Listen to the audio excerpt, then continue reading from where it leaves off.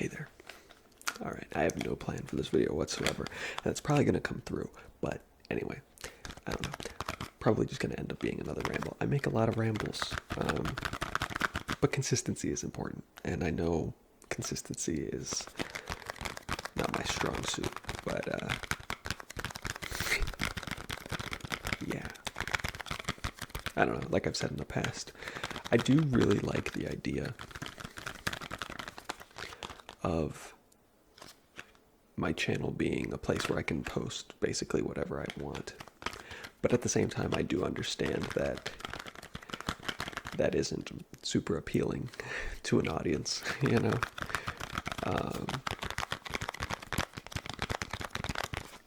Consistency. People want consistency, you know? If they like something you do, they're going to want to see more of that thing. They're not going to want to see you do a bunch of other bullshit that they don't care about. Perfectly understandable. But there is a part of me, wow, it's getting really bright. There is a part of me that just likes the idea of just being like, yeah, I'm just gonna post whatever the hell I want, you know? I don't know. I guess that's why people do like multiple channels. And making a second channel is something I've considered, but I want to focus my efforts on growing this channel before I start branching out. I just feel like it's way too early to branch out, if that's something that I'm going to do at some point, which maybe I will, maybe I won't, I don't know. But the problem is that I have a lot of other interests that I want to make videos about. And it's just kind of a conflict, you know, where it's like, you know, because like if I build up a reputation for doing like one specific thing, I feel like that lends itself to people being less receptive to other endeavors that you do, you know, later on, if you want to branch out, right?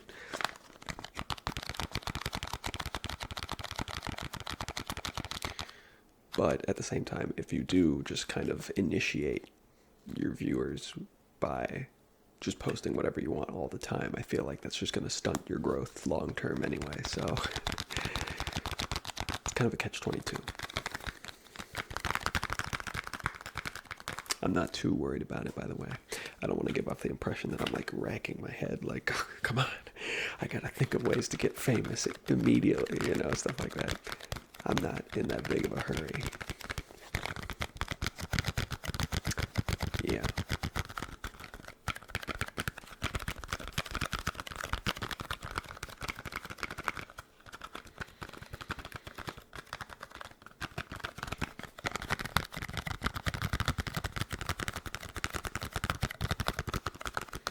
Obviously, it is always nice when, you know, a video does well. I don't know what it is in our brains, you know, that it's just like, it's just that positive reinforcement, you know, it's like, it's just hardwired.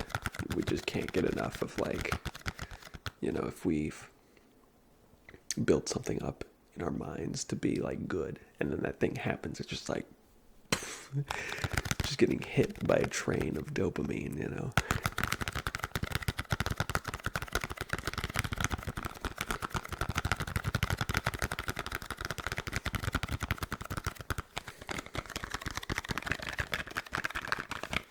It does feel good. And likewise, it does feel kind of bad when a video does poorly. Not to say that, like, I'm just, like, devastated whenever a video isn't, like, number one, you know? But it certainly does feel better to do a video that gets a lot of views. And I'm speaking within the context of my channel. For me, a lot of views is anywhere from like 500 to 1,000, you know? If a video gets like 500 or more views, I'm like, alright, that was a pretty good video.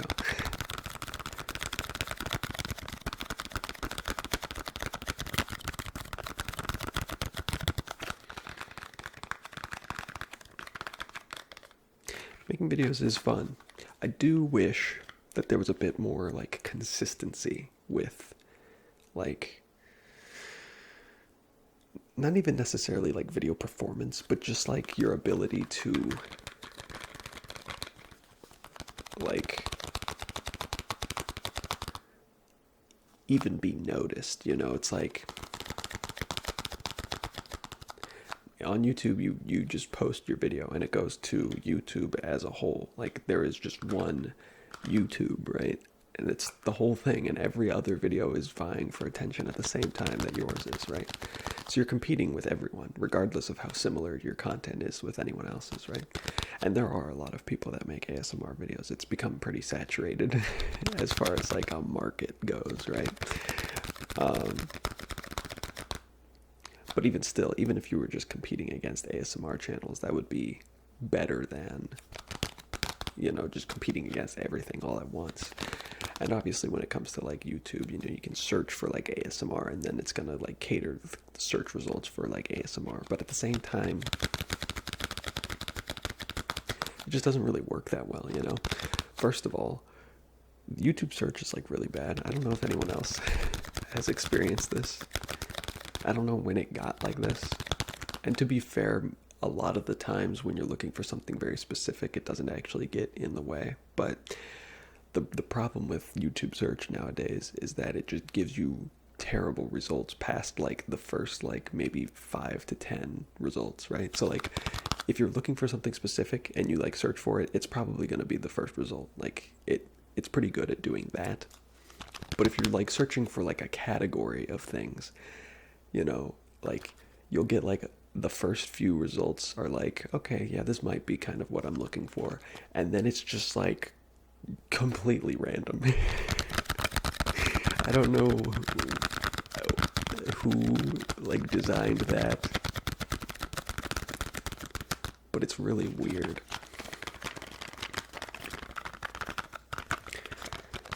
And it's not very conducive for like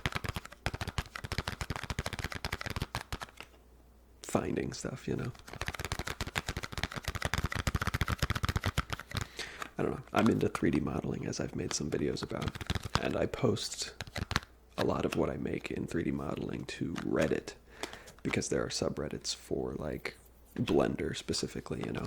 It's fun to see what other people are making, and it's fun to post my own stuff there.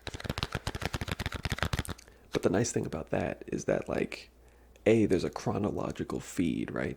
So it has absolutely nothing to do with like, you know, what is popular, and you can just see what every single person is doing, and a lot of it is mediocre, you know, but that's fine. I mean, it gives those people an opportunity to like be seen in the first place, you know. A lot of times I feel like posting to YouTube is just like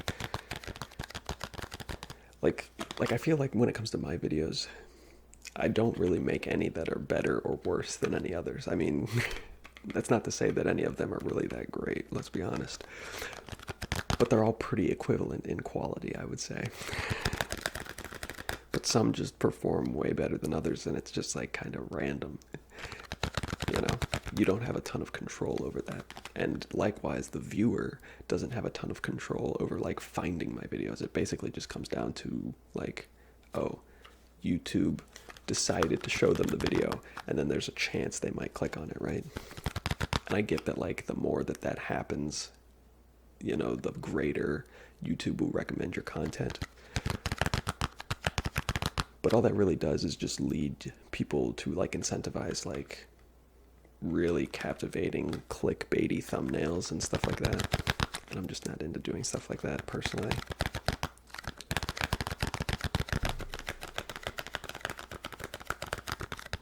I don't know. It just seems like to me the YouTube system is not that great. But I have to appreciate that, you know, that's coming from my perspective, right? If you're someone that has a large following, then, you know, the YouTube system works for those people, obviously. I'm sure if I had millions of subscribers and shit like that, you know, I wouldn't be complaining about it. And not to say that I am complaining about it. I guess I'm complaining about it. But, like, again, I don't care that much. It's just one of those things that I like to think about, okay? that was the box of film, the film box. I think it was Mashak that said that they liked the handling sounds on this, so I can do some of those.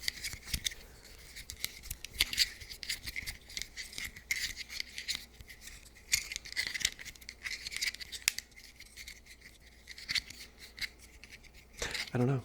I'm really not sure though. Going back to what I was talking about before.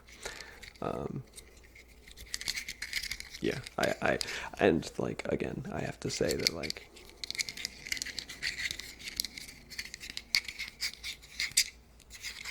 you know, my videos compared to like pretty much anyone else's videos out there that makes ASMR, I don't think I really have an edge over anyone, you know, like there's nothing I bring to the table that's better than anyone else's. Obviously, a lot of my videos are rambling videos, and I just am myself and I talk about the things that interest me. So if like those interest you and like my personality like clicks with you and you just like that, then sure, I have that going for me, and theoretically no one else can do it quite like I can because I'm just being me and no one else is me, you know. But when it comes to like the quality of ASMR, you know, I'm certainly pretty low on the spectrum of like quality, right? Where like I'm not going crazy or anything. Like people probably aren't getting like insane tingles from my videos or anything. And I'm pretty like laid back when it comes to like, you know, quality, I guess. I don't know. Like I'm not putting a lot of effort into like my edits or anything. Like it's a pretty low effort channel. All right, I'll be honest.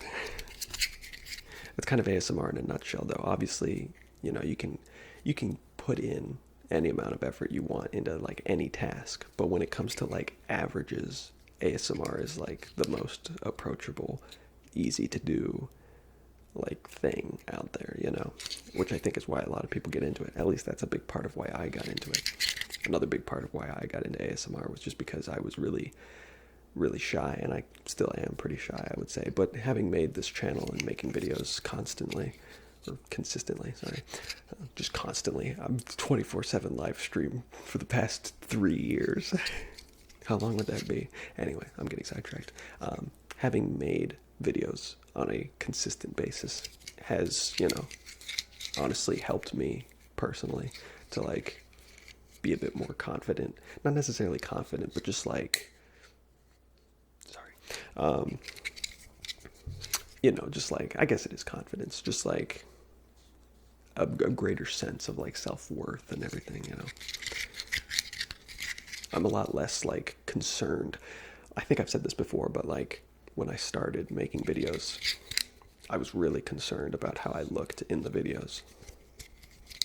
I was very self-conscious about how I looked in general. And I would put a lot of effort into trying to make myself look as presentable as possible for the video specifically. Because everyone wants to be attractive, right? But nowadays, I literally don't care. I was acne-free for a while, especially in my earlier videos. But I fucked up. So part of my routine, my like skincare routine, involves using lip balm. I never used to get chapped lips, like ever. Like seriously, it never ever happened. But I took Accutane for acne, and that just dries the fuck out of your skin. Because acne is caused by like the oils in your skin, right? But a side effect of Accutane is that you get extremely chapped lips. I mean, my lips were like cracked and bleeding while I was taking it. But an unfortunate side effect of having taken the medication, I took it for 6 months, I think. It never went away. It never went away. I still get chapped lips to this day, and I struggle with chapped lips more than I've ever struggled. Like I said, I literally never got chapped lips. Like maybe occasionally, very occasionally, but it was like never a thing. Man, those were the days. But I had bad acne at that time, so that's why I took Accutane. Although looking back, it's kind of funny.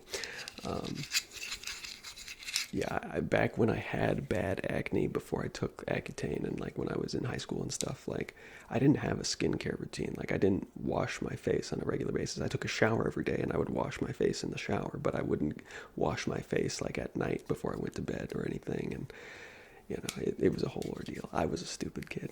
Wash your face. If you have bad acne, don't worry about taking Accutane and shit like that. Don't listen to your dermatologist. Just wash your face.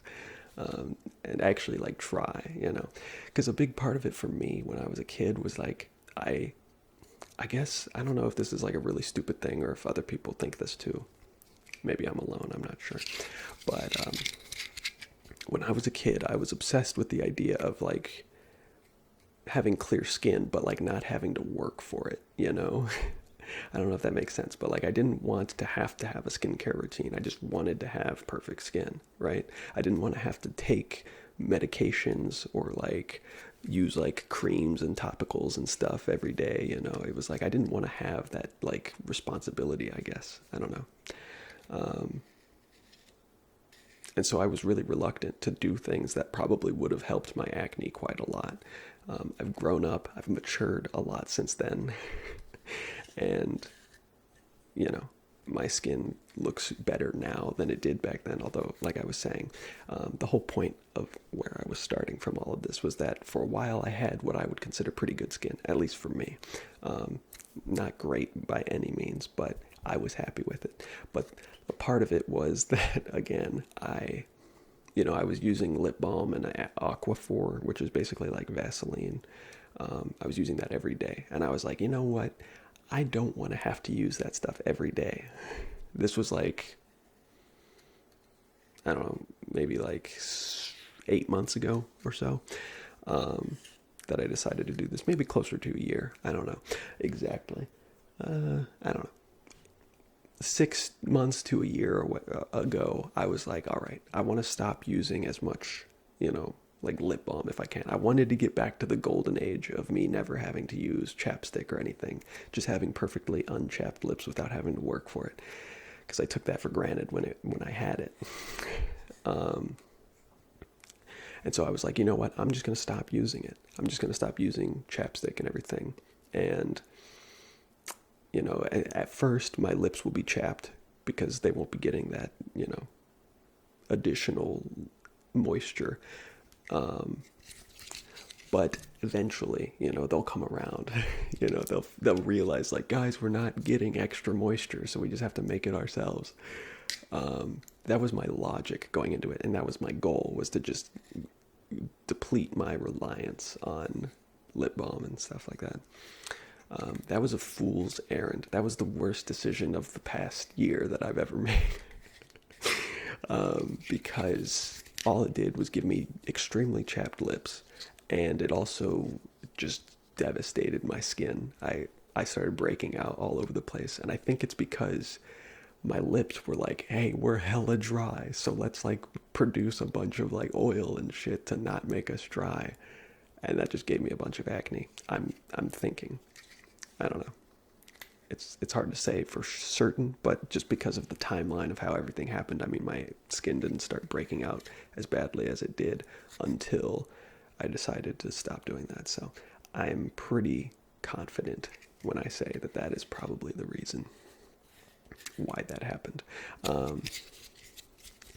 But again, just kind of, it's a maturity thing, right? You gotta live with the fact that you just can't have perfect skin without actually working for it, And there's nothing wrong necessarily with like having to like use topicals and stuff to like look a certain way, right? Does it suck? Yeah, it kind of sucks because it's like a reoccurring cost, and there's also the complications of like, it's something you have to consider. And it's getting really bright again. There's some really big clouds out there where it's just like basically no light, and then they'll go away and it's just like direct sunlight. Anyway, I kind of forget how I got started on this whole conversation. I guess I was talking about how making videos has made me more confident in myself. Because yeah, when I started making videos, I was very self-conscious about how I looked. And then as of like the past few months now, I've not looked very good. And I still make videos because it's like, who the fuck cares? You know, it doesn't matter. That's an important lesson. And unfortunately, you know, you hear that literally all the time. I heard that so much growing up. Oh, you shouldn't care about what other people think. It's like one of those things where it's like, look, shut the fuck up, all right? You gotta learn it yourself. Like, you gotta experience it, right? Um, and it's true. It is true. You shouldn't care what other people think. And it's something that, while I say that I've learned it, you know, I'm still learning it to this day. I am still self-conscious about a lot of things. Um, but yeah, you just got to experience it yourself. There's like literally no other way to learn that lesson, unfortunately. You know, it'd be great to just take people's word for it and to like actually take it to heart, but no, you do just kind of have to learn it yourself. Or at least I did. I don't know. I guess I can't speak for everyone, but that's the journey I went through. Um, I think all of this conversation started when I was talking about how my content, my ASMR, is not really that set apart from like generic ASMR, and that I'm pretty lazy with how I make my videos. Yeah, because like I was saying, I think the thing I was saying was that a big part of the reason that like I got into ASMR was that it was kind of so easy, you know. And again, anyone can put any amount of effort they want into any task. So there are plenty of ASM artists that actually do try pretty hard, and put a lot of quality and effort into their videos. But there are a lot of people that don't do that, you know.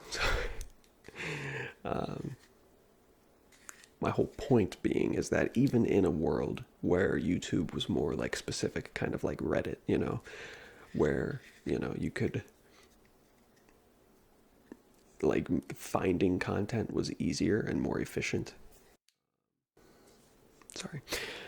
Um, I still don't even think that I would like stand apart from the rest. I think it's also worth mentioning that YouTube is a lot larger of a like social media than Reddit is, or at least it seems that way. I don't know.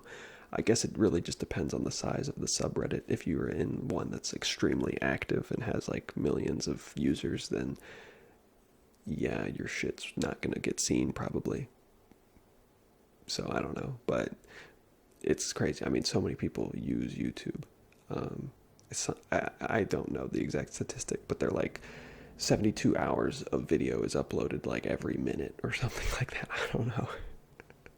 I don't know that those are the actual numbers, but it's something crazy, you know. So I don't know that there's a perfect system, so to speak, but yeah. What was I talking about? What was like the very first thing I started talking about? I guess I was just talking about how when a video does well, it makes me happy, and then when a video does poorly, it's like a little bit of a letdown, you know? I don't know. I don't know. Well, anyway, hopefully you guys enjoyed my 700 millionth ramble. Um, anyway, thanks for watching. I'll catch you later.